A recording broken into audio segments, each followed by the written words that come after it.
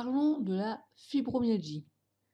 La fibromyalgie est un syndrome caractérisé par des douleurs diffuses dans tout le corps, ainsi qu'une grande fatigue et des troubles du sommeil.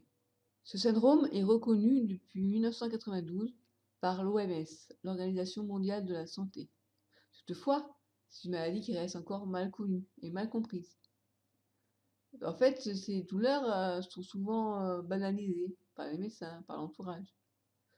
Il faut savoir que les médecins ne parviennent pas à détecter de lésions ni d'inflammation qui permettent d'expliquer ces symptômes.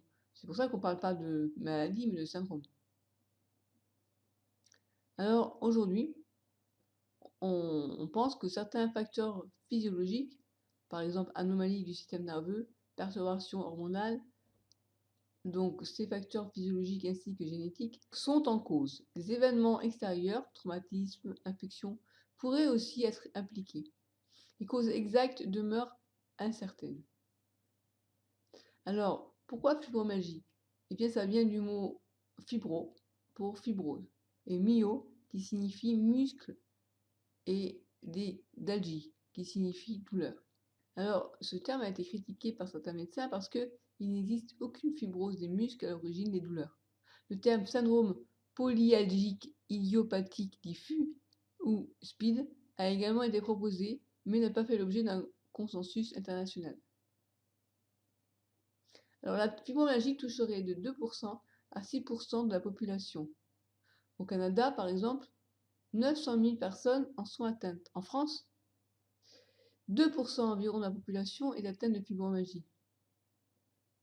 80% des personnes environ atteintes sont des femmes. La maladie apparaît souvent vers 30 ans à 60 ans. Il existe quelques cas rares de fibromyalgie qui ont été décrits chez les enfants. Alors comment on diagnostique ce syndrome?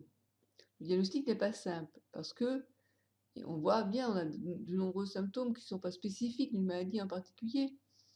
Et donc, malheureusement, il y a une certaine errance médicale. Les personnes doivent attendre en moyenne 5 ans avant d'obtenir le bon diagnostic de fibromyalgie. Alors, on a deux critères. Ces deux critères ont été établis par l'American College of Rheumatology. La présence d'une douleur diffuse pendant plus de 3 mois. La douleur doit être présente des deux côtés du corps, en haut et en bas de la ceinture, ainsi qu'à la colonne vertébrale. Deuxième critère, une sensation de douleur sur au moins 11 des 18 points caractéristiques de la maladie. Donc on a un schéma que vous pourrez retrouver qui montre les points sensibles au niveau du corps. Alors maintenant, ces critères sont parfois critiqués par des médecins parce que le nombre de 11 points douloureux est arbitraire. Certaines personnes qui n'ont que 8 ou 9 points douloureux peuvent tout de même être atteintes de fibromyalgie.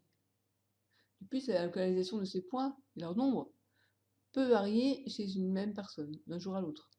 Cette maladie est caractérisée par une fatigue profonde et des douleurs articulaires et musculaires. Et on a ce qu'on appelle le syndrome de fatigue chronique, qui est caractérisé également par une fatigue profonde et des douleurs articulaires et musculaires, qui ressemblent donc beaucoup à la fibromyalgie. Donc ce n'est pas toujours facile de faire la différence.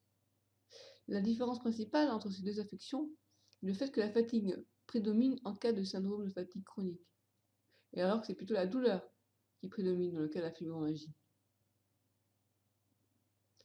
Voilà. Alors les causes ne sont pas encore connues.